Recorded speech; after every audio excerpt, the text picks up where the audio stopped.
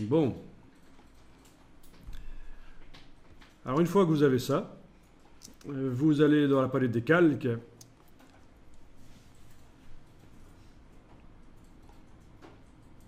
Et dans la palette des calques, vous allez d'abord double-cliquer sur l'arrière-plan pour le transformer en calque 0, c'est-à-dire qu'il peut avoir de la transparence variable maintenant.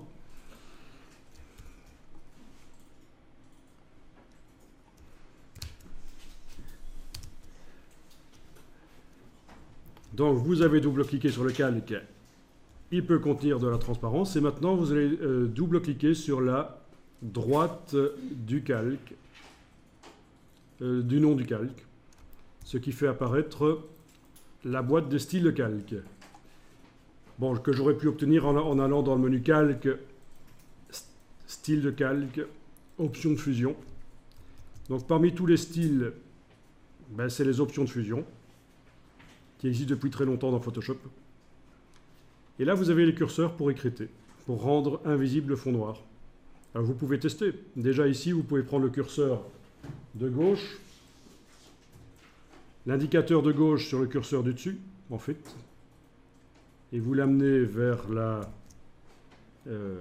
droite, il n'y a pas le choix. Et vous voyez que ça rend invisible les parties les plus sombres du feu d'artifice. D'accord, vous avez vu? Vous pouvez cliquer sur OK.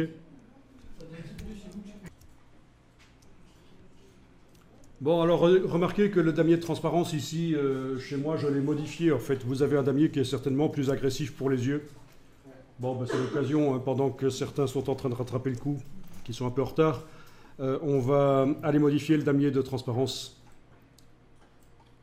Vous allez dans les préférences, transparence et couleurs non imprimables, donc édition, préférences, transparence et couleurs non imprimables. Puisque vous êtes sur un PC, c'est dans le menu édition. Et alors là, vous allez simplement indiquer que vous voulez par exemple une grille espacée. Et vous allez cliquer sur les deux échantillons et prendre deux gris différents. Prenez du gris en fait. Hein. Prenez du gris parce que il ne faudrait pas qu'il y ait de la couleur dans le damier de transparence. Ça influencerait notre perception des couleurs de l'image.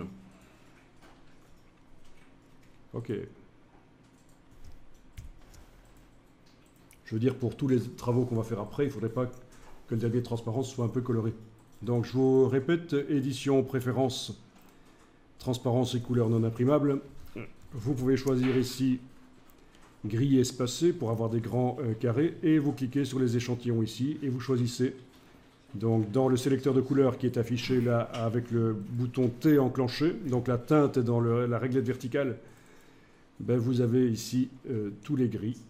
Vous choisissez deux gris différents pour les deux échantillons, mais pas trop différents, comme ça votre damier de transparence ne sera pas trop agressif pour les yeux. Et c'est valable pour toutes les images qui suivront. Donc une fois que c'est réglé, vous en êtes quitte pour la suite. Excusez-moi,